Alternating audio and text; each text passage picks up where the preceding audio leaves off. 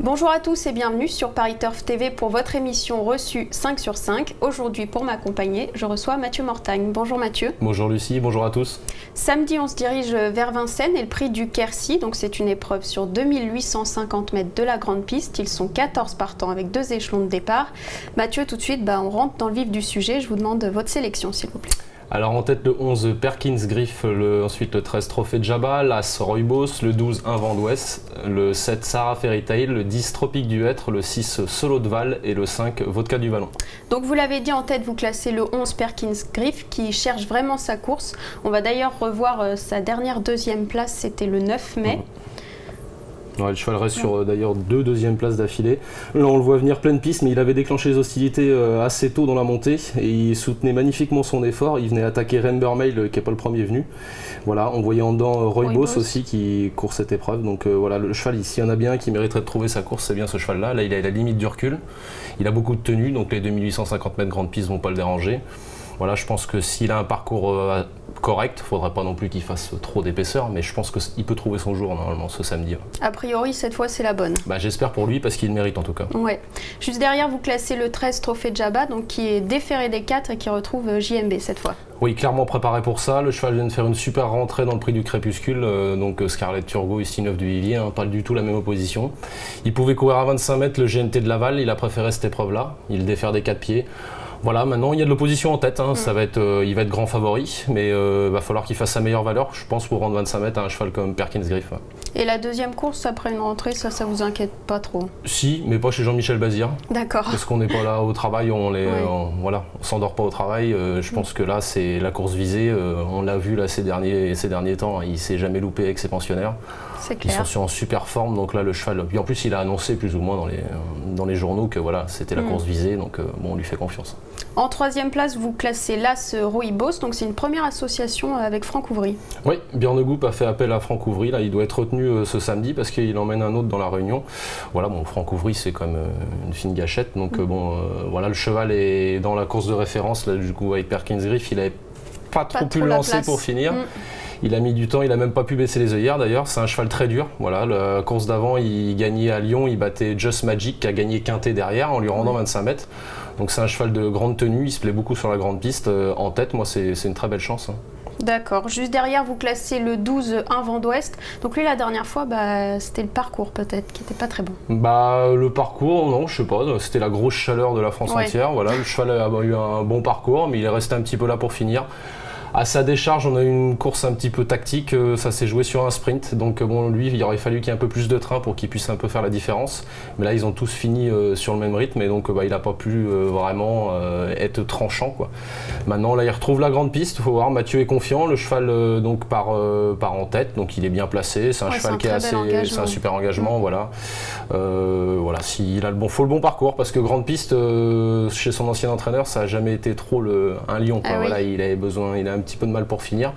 J'ai l'impression que Mathieu lui a redonné du moral et il a retrouvé du mordant le cheval. Donc normalement c'est une très belle chance. Là il n'est pas déféré des 4, c'est ça? Il sera déféré avec des antérieurs, mais bon, pour moi c'est le principal. Ouais, d'accord. Voilà. Juste derrière vous classez le 7 Sarah Fairy Tale, donc c'est l'entraînement redoutable des frères Martens. Oui, Sarah Fairy Tale, alors elle c'est une petite bombe, mais par contre c'est une petite bombe au départ aussi, elle est capable de la faire en partant. Si elle s'élance sur la bonne jambe, après elle est assez pratique, elle est capable de faire un effort dans le parcours, il faut essayer de la reprendre, lui recacher un peu l'effort après, mais c'est finir ses courses.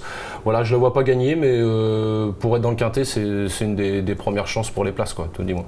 Très bien, alors dans votre pronostic, vous n'avez pas mis Victoria Dujoin, on va en parler après, mais on va écouter ce que Jean-Luc Bijon a déclaré à propos de cet engagement. L'engagement est convenable, l'engagement est bien, et puis elle court avec des chevaux un peu plus vieux qu'elle, donc l'engagement est bien. Elle peut faire aussi bien que le jour de Noël où elle s'était imposée en partant dans cette même configuration? Bah oui, je le souhaite évidemment que fasse un parcours comme ça, ça suffirait en chrono, je pense que ça devrait coller. Elle vous paraît au top de sa forme? Elle paraît bien, oui, c'est pour ça que lui a fait du bien, donc non, c'est bien. Donc même ferré, vous partez avec des ambitions? Oui, c'est son niveau. Alors Mathieu, est-ce une impasse? Clairement, la jument est dans sa catégorie. Maintenant, moi, la dernière course à Caen où elle était déférée des 4 pieds, je ne l'ai pas trouvée extraordinaire. Elle est venue dans les tournois avec du Gaz, puis elle finit 5e, mais bon, elle est un peu en retrait. Elle était quand même déférée des 4, donc c'était quand même un objectif déjà l'autre fois à Caen. C'était une course quart roulée, donc elle a fait sa course. Voilà, je sais pas, moi elle reste ferrée. J'ai repéré un engagement le jour du prix du président dans 15 jours, le 21 juin, où elle sera à 2000 € du plafond. Faut pas qu'elle soit dans les 5 premiers. Et c'est pour moi un engagement moins compliqué que celui de samedi. Voilà, ils sont plusieurs en même poteau, voilà, faut voir. Après c'est sûr que bon, s'ils décident de rouler tout ça, mais Ferret, moi je la vois pas mieux que 4-5, donc bon, j'ai tenté de l'enlever pour faire rentrer des petits outsiders comme Solo de Val que j'ai repéré récemment. Voilà, donc c'est un risque, mais il faut bien sûr la mettre dans les jeux si vous faites une combinaison, bien sûr. D'accord, eh bien merci pour cette information. Je crois aussi que vous avez repéré une petite pépite pour cette réunion. Ah oui, j'ai un gros coup de cœur dans cette réunion, dans la 3e course, le numéro 3, City C, une pouliche de Michael Lemercier. Voilà, je crois qu'il est retombé sur une pouliche qui sort de l'ordinaire. Il avait touché le The Lovely Gwen à l'époque, donc on lui avait enlevé, le pauvre d'ailleurs. Et là, celle-là, elle m'a fait grosse impression à Caen dans le prix de la Touque, qui est une épreuve référence, c'est le jour du prix du Normandie. Et il y a toujours un bon poulain ou une bonne pouliche qui s'impose. Et l'an dernier, c'était Bold Eagle. Bon, je dis pas qu'elle est de la pointure de Bold Eagle, mais en tout cas, voilà, elle est venue les croiser en 3 foulées. Il est venu, il les a regardés toute la ligne droite, il les a croisés, il y avait les mâles. Là, cette génération des pouliches de 3 ans se cherche un petit peu un guide, quoi. Et moi, j'ai pas vu grand chose pour l'instant qui sortait vraiment du lot, à part peut-être Cyper Lamag qui a été battu l'autre jour déjà. Et je pense qu'elle a le profil. Donc maintenant, ça va être son premier test corde à gauche. Donc voilà, je pense qu'elle est capable de battre ces juments-là. Et voilà. Si c'est pas pour ce coup-là, parce qu'il va peut-être prendre la température, comme c'est sa première tentative à gauche, je pense que c'est une jument qui a appelé à un grand avenir. Donc il faut la suivre. D'accord, et ben on suivra le 303 ce samedi à Vincennes. Merci beaucoup Mathieu. Merci à vous. On va se quitter avec une petite info pour les lecteurs de Paris Turf. Il y a un jeu concours donc à partir de ce samedi et jusqu'au 13 juin avec à la clé jusqu'à 5000 € à gagner, ce qui n'est pas négligeable. Donc tous à vos kiosques. Merci beaucoup Mathieu. Merci. Demain vous retrouverez Philippe Thévenon et Stéphanie Chastain et je vous dis à très bientôt sur Paris Turf TV. Au revoir. Bonjour à tous, au revoir.